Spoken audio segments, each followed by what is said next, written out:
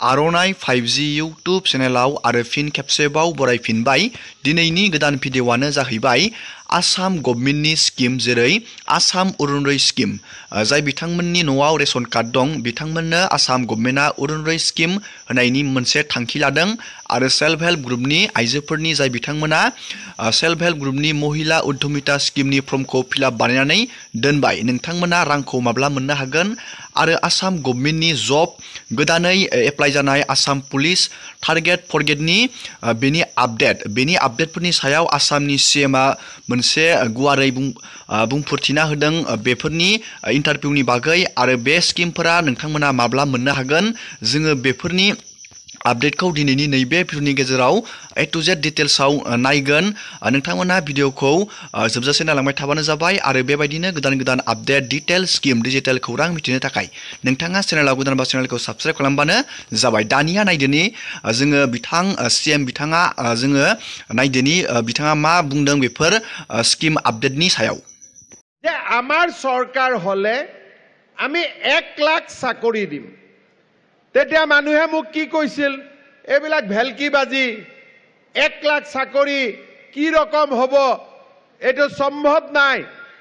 আৰু কংগ্ৰেছে কোৱা বাদ দিয়ক আমাৰ পাৰ্টিৰ মানুহেও মোক কৈ আছিল যে আপুনি এটো কি ইলেকশন কৈ দিলে আৰু তো বিজেপি অসমত ইলেকশন খেলিব নোৱাৰিব ইমান মিছা প্ৰতিশ্ৰুতি দি দিলে। কিন্তু আজি আপোনালোকক চাওক ৰাইজৰ আশীৰ্বাদ আছে আজিলৈকে আমি ৯৭,০০০ চাকৰি আমি দি দিলো। এতিয়া চাকৰি নামত কোনবা দালাল আছে দালাল বিলাক গাটত সোমাই গল কোনো দালালি নাই এটা দালাল পালে থাপ্পৰ কোনো অসমত দালাল নচলিব চাকৰি নামত কোনো দালাল বন্ধ। এতিয়া চাওক 1 লাখ চাকৰি 2-3 দিনত হৈ যাব কিন্তু আমাৰটো বহুত লৰা এতিয়াও বেকাৰ হৈ থাকি যাব হয় না নহয়। সেই কাৰণে 1 লাখ চাকৰি শেষ হৈ যোৱাৰ লগে লগে আমি আৰু ৩৫,০০০ চাকৰি আমি খুলি দিম। পুলিচৰ দৌৰা কেতিয়া হ'ব জুলাই মাহ থাৰ্ড গ্ৰেড ফৰ্থ গ্ৰেডৰ ইন্টাৰভিউ কেতিয়া হ'ব জুলাই মাহ শিক্ষকৰ এপইন্টমেন্ট কেতিয়া হ'ব জুলাই মাহ। এতিয়া আপোনালোকে কক কৈছিলো 1,৩৫,০০০ হ'ব এই বছৰ 25ত আৰু হ'ব। মেট্ৰিক ফাৰ্ষ্ট ডিভিজন পাছ কৰাৰ কথা আছিল ডিস্টিংশন লেটাৰ লৈ আমি পাছ কৰি আছো হয় না নহয়। এতিয়া আপোনালোকে চাওক ইলেকশনৰ আগত যেতিয়া মই মানুহক আহিছিলো মই খুদিছিলো কাৰ কাৰ ৰেশন কাৰ্ড আছে হাত দাঙকচোন তেতিয়া আধা মানুহ হাত দাঙে আধা মানুহ হাত নাদাঙে। এতিয়া মই খুদিম কাৰ কাৰ ৰেশন কাৰ্ড আছে হাত দাঙক কাৰ কাৰ ৰেশন কাৰ্ড আছে হাত দাঙক। এতিয়া চাওক সবে হাত দাঙি দিলে। যোৱাবাৰ কৈছিলো ৰেশন কাৰ্ড নাথাকা মানুহক ৰেশন কাৰ্ড দিম সবে ৰেশন কাৰ্ড পালে। যেতিয়া আমি অৰুণোদয় আৰম্ভ কৰিছিলো তেতিয়া মানুহে কৈছিলে যে এইবিলাক ভেলকিবাজি ইলেকশনৰ পিছত অৰুণোদয় বন্ধ হৈ যাব। 830 টকাৰ অৰুণোদয় 1250 টকা হল। 17 লাখ অৰুণোদয় আছিলে এতিয়া 28 লাখ হল। এই বছৰ অৰুণোদয় আৰু 3-4 লাখ মহিলাক আমি দিবৰ বাবে সিদ্ধান্ত লৈছো। এতিয়া মই এইবাৰ কৈছো যোৱাবাৰ ৰেশন কাৰ্ডত হাত উঠাইছিলো এইবাৰ অৰুণোদয়ত হাত উঠাম তাৰো কাৰণ আছে মই পিছত কম। কোনে কোনে অৰুণোদয় পাই আছে হাত উঠাওক কাৰ কাৰ অৰুণোদয় আছে হাত উঠাওক।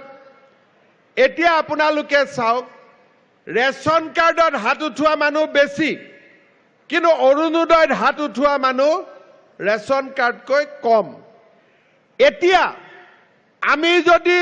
যাৰ যাৰ ঘৰত ৰেশন কাৰ্ড আছে তাৰ ঘৰতে একটা অৰুণোদয় জাপি দিও তেতিয়া সব খুশি হ'ব কি নাই খুশি হবে কি নাই। তো এতিয়া এইবাৰ মোৰ কাম হৈছে যে যাৰ ঘৰত ৰেশন কাৰ্ড তাৰ ঘৰতে অৰুণোদয়। ৰেশন কাৰ্ড থাকিলে অৰুণোদয় পালো ৰেচন কাৰ্ড থাকিলে উজ্বলা গেছ পালো 300 টকা সিলিন্ডাৰৰ দাম কম 510 টকাত উজ্বলা মানুহে সিলিন্ডাৰ পায় প্ৰধানমন্ত্ৰীৰ আয়ুষ্মান ভাৰত আৰু মুখ্যমন্ত্ৰীৰ আয়ুষ্মান অসমৰ কাৰ্ড পাম ৰেচন কাৰ্ড থাকিলে 5 লাখ টকালৈকে মেডিকেল ট্ৰিটমেন্টত আমি পইচা দিব নালাগে এতিয়া মই আৰু এটা কথা ভাবি আছো যে ৰেচন কাৰ্ড যাৰ ঘৰত আছে সেই পৰিয়ালৰ এজন মুৰব্বী মানুহ থাকে এই মুৰব্বী মানুহজনৰ যদি কিবা কাৰণত ভগৱানে নকৰক এক্সিডেন্ট হল মৃত্যু হল ঘৰখনটো একেবাৰে ভাঙি যায় এইবাৰ আমি কৰিব খুজিছো কি যে ৰেচন কাৰ্ডৰ মুৰব্বী মানুহজনক আমি একটা ইন্স্যুৰেন্স কৰাই দিম এই ইন্স্যুৰেন্সটোত পাব্লিকে টকা দিব নালাগে টকা গভৰ্ণমেণ্টে দিব প্ৰিমিয়াম গভৰ্ণমেণ্টে দিব কিন্তু মৃত্যু হলে এক্সিডেন্ট হলে টকাটো পাব্লিকে পাব তাৰমানে এটা ৰেচন কাৰ্ডৰ কিমান বাচ্চা হল এটা ৰেচন কাৰ্ডৰ নাম্বাৰ 1 বাচ্চা অৰুণোদয় নাম্বাৰ 2 বাচ্চা আয়ুষ্মান ভাৰত নাম্বাৰ 3 বাচ্চা উজ্বলা গ্যাস নাম্বাৰ 4 বাচ্চা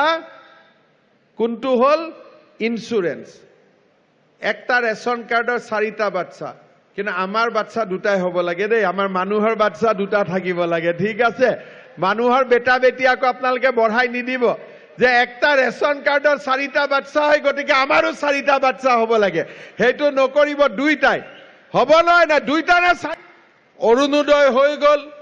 ৰেচন কাৰ্ড হৈ গল ইন্স্যুৰেন্স হৈ গল প্ৰিমিয়াম গভৰ্ণমেণ্টে দিব চাকৰি হৈ গল চলি থাকিব মাইক্ৰ ফাইনেন্সৰ লোন ৰেহাই হৈ আছে নোহোৱাখিনিৰো এই বছৰ হৈ যাব এতিয়া আৰু এটা আমি গভৰ্ণমেণ্টে স্কিম লৈছো সেইটো হল আমাৰ মা আৰু বাইদেউসকলক আমি লাখপতি বনাব লাগিব বনিব ইচ্ছা নাই লাখপতি কাৰ কাৰ ইচ্ছা নাই হাত ডাঙক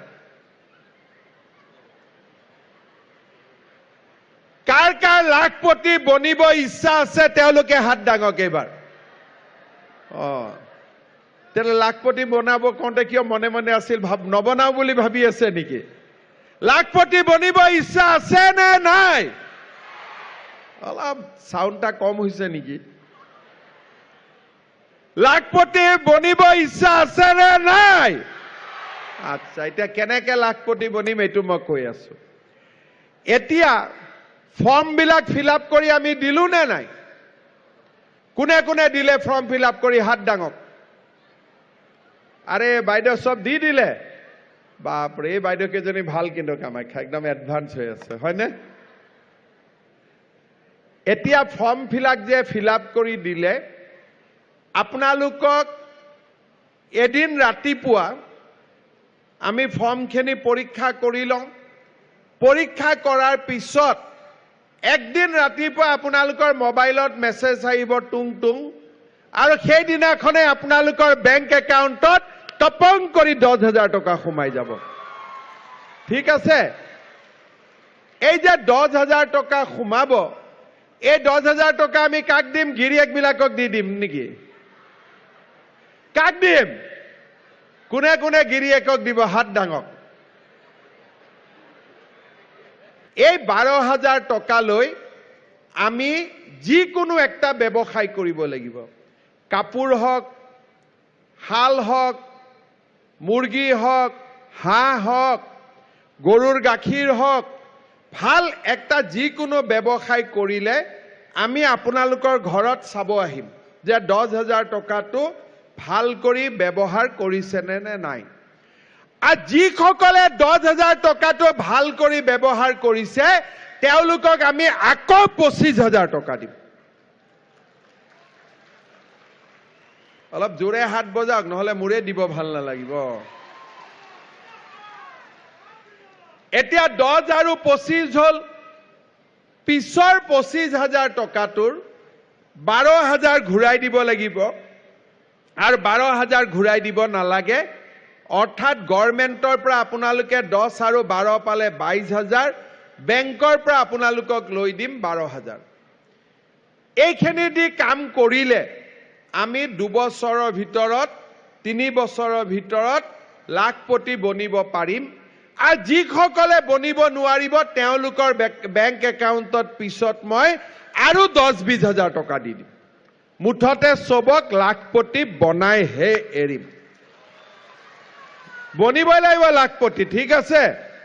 আমাৰ অসমৰ মহিলাই এইবাৰ লাখপতি বনাই দেখাব লাগিব প্ৰাইম মিনিষ্টাৰে কৈ আছে মেৰে লাখপতি দিদিও আৰু মই কৈ আছো আমাৰ লাখপতি বাইদেউ